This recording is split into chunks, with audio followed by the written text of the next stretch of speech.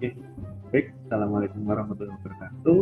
Selamat siang. Ya, mungkin teman-teman yang akses ini mungkin bisa di jam pagi juga, pagi, siang, sore, atau malam. Jadi kami mengucapkan selamat datang kembali dan selamat berkuliah kembali karena kita akan meneruskan materi kita yang sebelumnya. Mungkin sebelum lanjut kita akan menyampaikan permohonan maaf dulu ya, minal aidin wal faizin, mohon maaf lahir dan batin ya.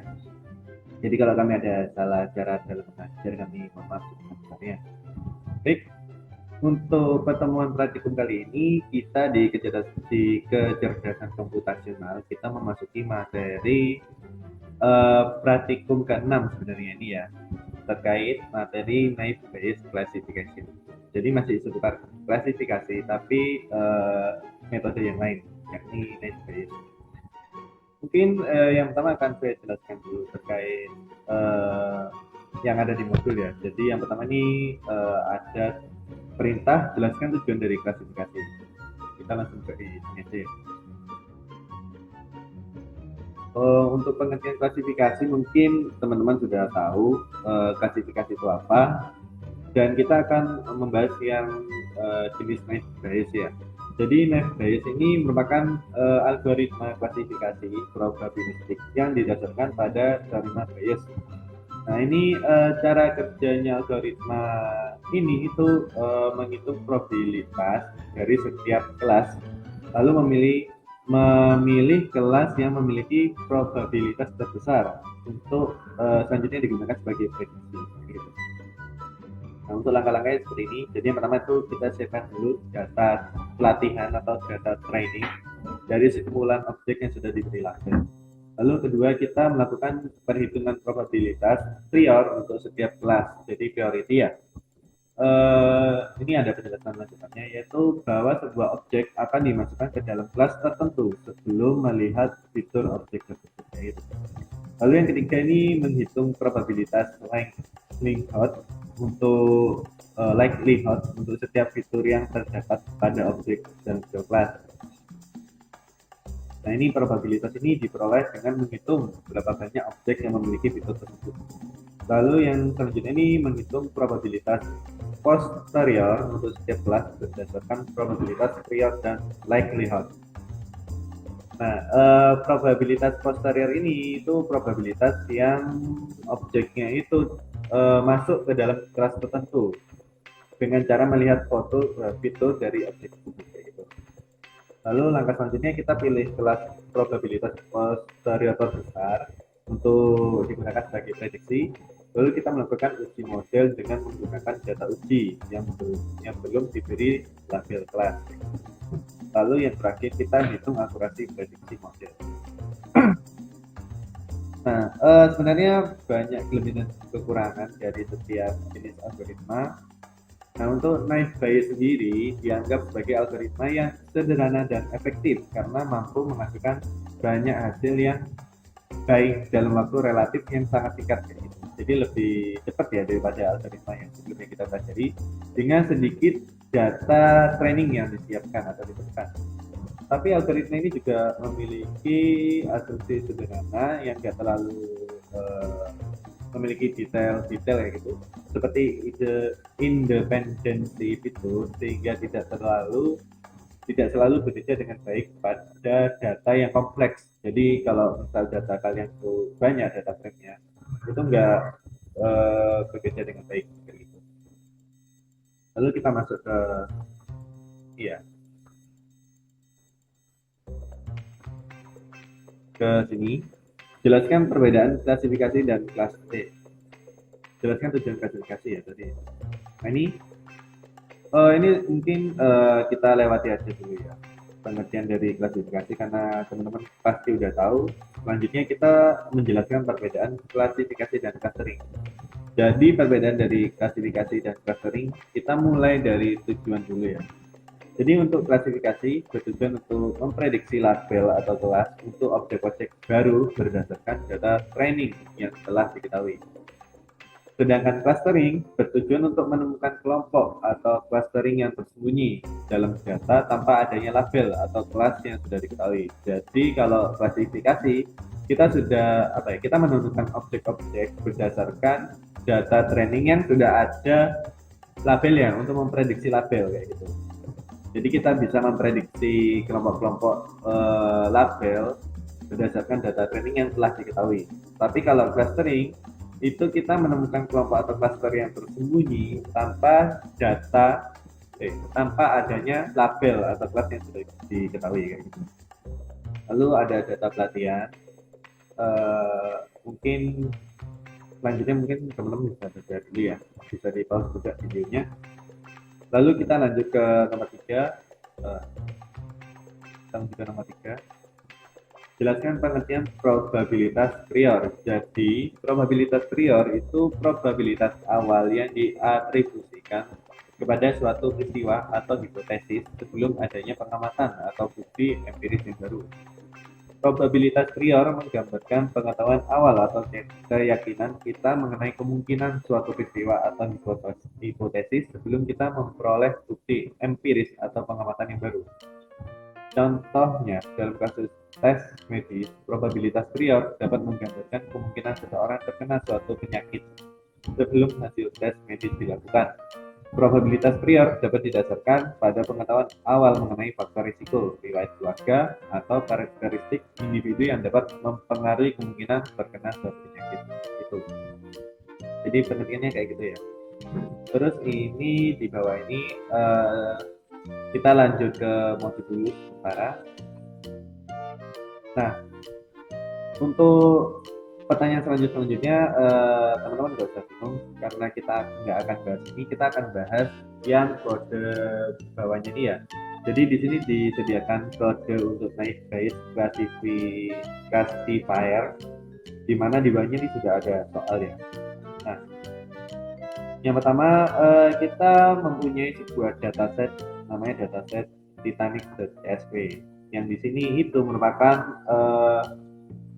objek ya, objek yang berupa kolom-kolom, ada survivor, class, nama, kelamin, umur, terus SIP, SP ya, part, tiket, part, cabin, nama, embarked. Nah ini udah kami sediakan kita datanya itu apa, data kelas apa ya. Kita lanjut ke pembahasan.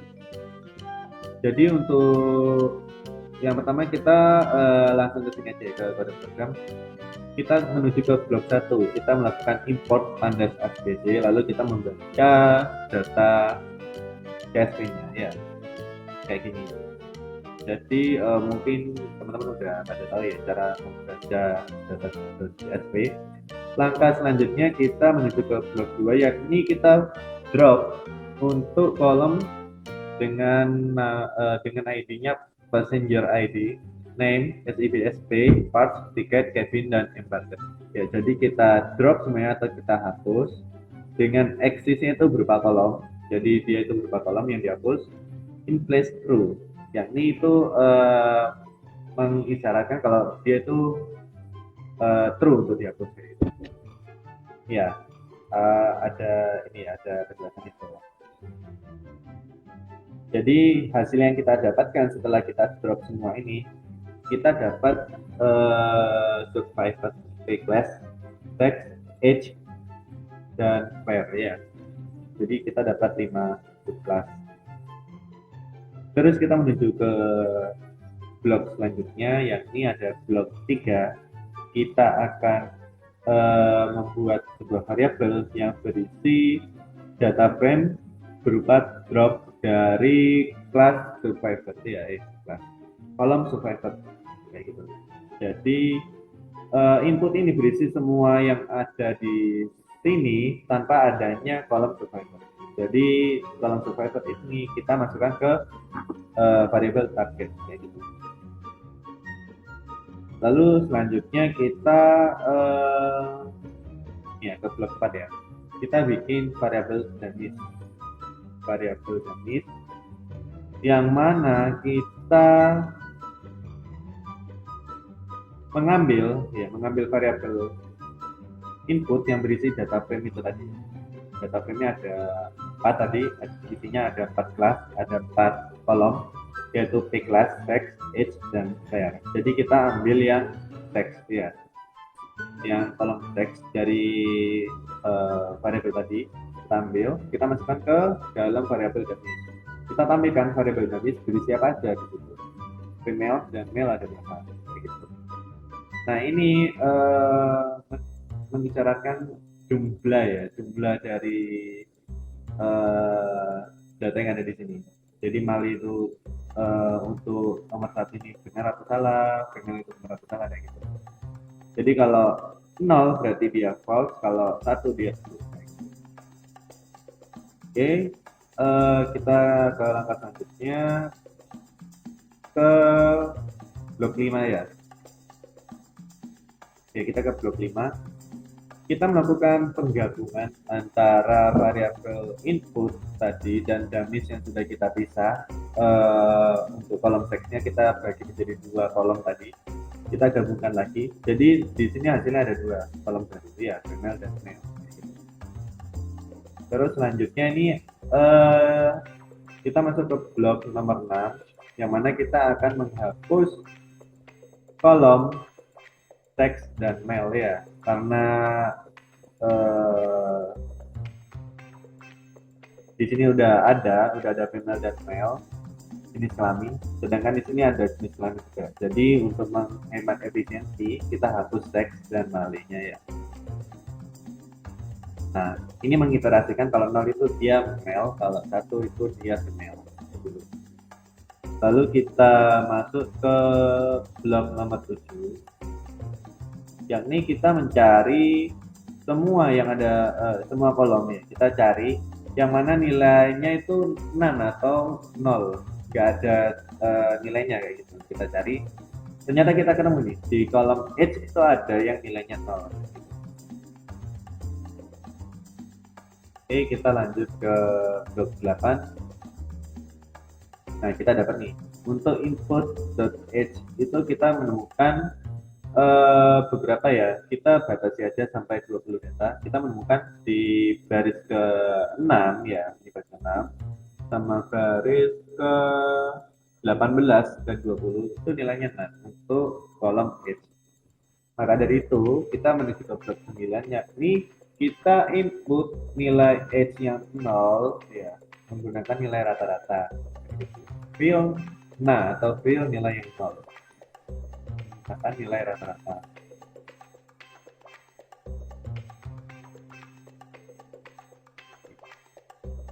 Ini ya blok 9 ya. Nah ini kita nggak usah pakai yang bawah ini, kita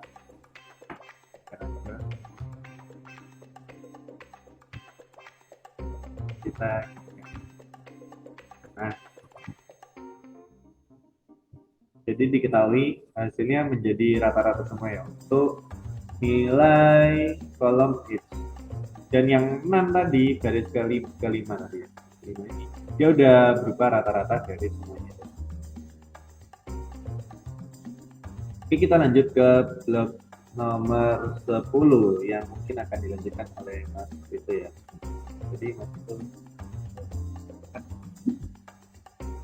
Oke, baik, tadi sudah dijelaskan oleh Kak Rosid ya tentang algoritma naive Bayes classification dan beberapa pendahuluan. Jadi di sini kita kembali belajar mengenai pemotongan antara data train dan juga data test. Jadi di sini kita menggunakan library sklearn.model selection. Jadi di sini kita bisa membagi suatu dataset menjadi data train dan juga data test. Nah, di sini di dalam modul kita menggunakan data test sebanyak 0,3 atau bisa kita bilang di sini tuh data testnya 30%. Data test 30% dan data trainnya 70%.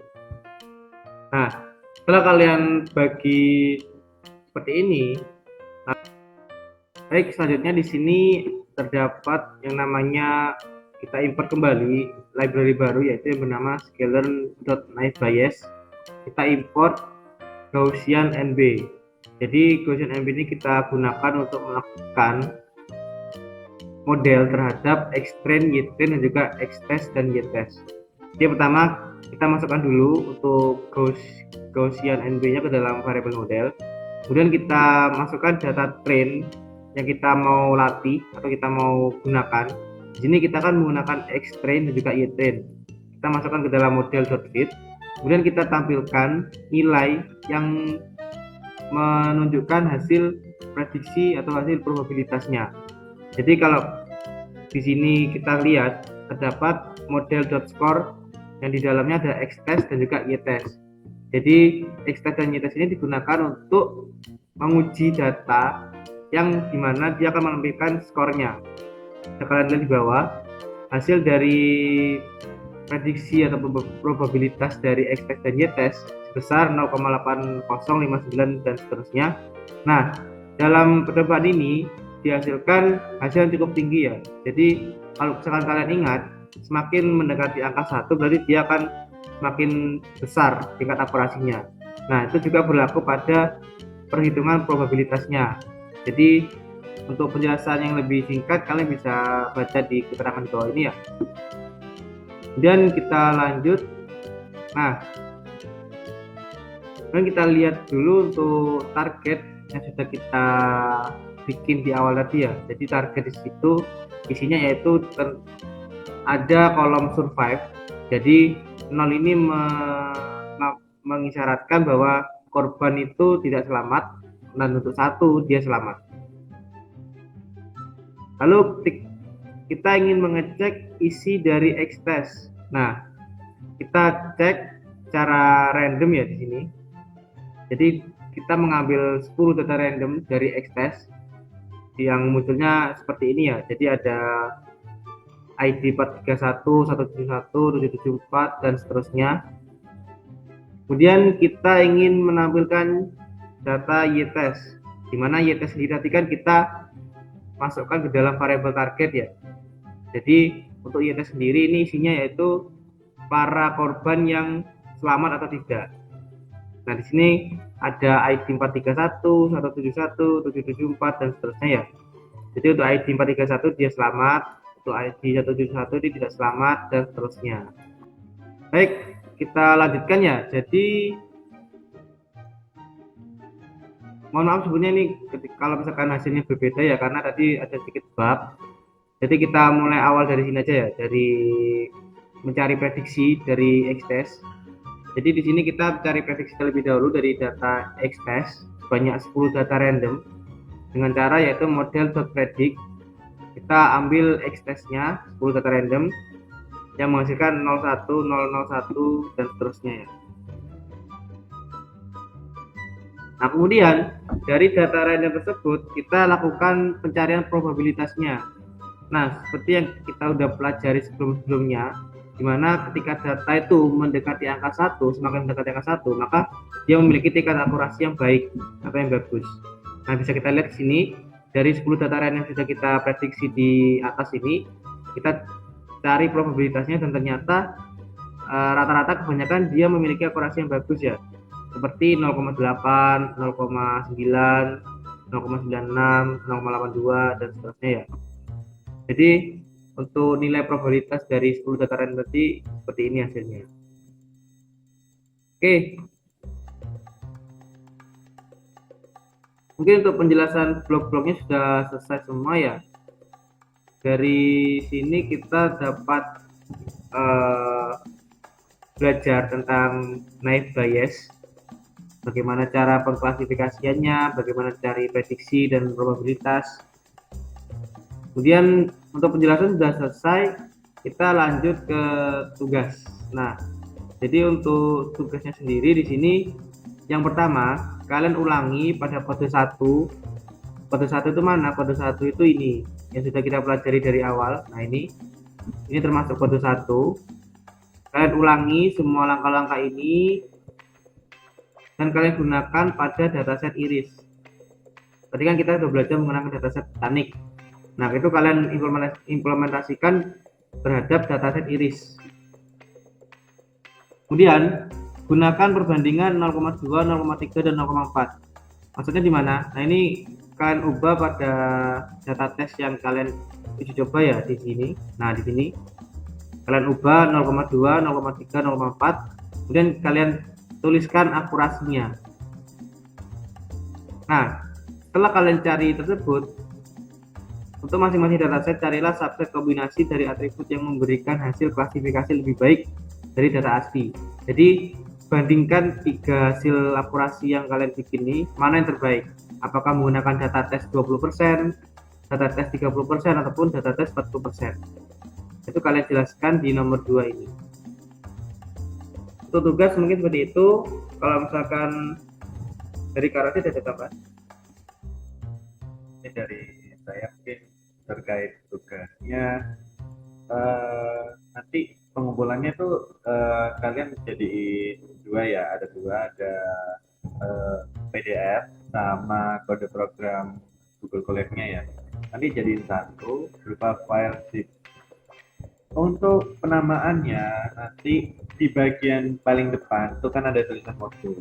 Nah itu kalian jangan lupa tuliskan modulnya modul berapa ya. Soalnya biar kami nggak bingung untuk mengoreksinya nanti. Terus untuk pengumpulannya dari 2 minggu kemarin memang saya sengaja nggak jam 12 flag deadline-nya karena saya tahu kalian mungkin banyak tugas atau gimana, jadi saya kasih lowongan waktu lah sampai pagi mungkin baru saya tutup gitu. Jadi kalau misalnya ada teman-teman yang sekiranya mengumpulkan lebih dari itu bisa konfirmasi ke saya atau ke Mas Adi ya. Ini saja. Oke, karena untuk praktikum minggu ini kita menggunakan recording ya seperti minggu lalu. Jadi untuk absensi kalian bisa lakukan komentar di kolom komentar yang nantinya video ini akan kami upload di YouTube. Nah untuk formatnya sendiri yaitu kelas underscore nama underscore nim underscore rangkuman materi yang sudah kalian pelajari dari video ini. Mungkin itu saja ya untuk praktikum minggu ini. Kurang lebihnya kalau misalkan kami ada salah kata dalam penjelasan mohon dimaafkan. Jika kalian belum paham bisa chat PC kami ataupun lewat grup boleh. Cukup sekian untuk pertemuan praktikum minggu ini. Kurang lebihnya mohon maaf. Wassalamualaikum warahmatullahi wabarakatuh.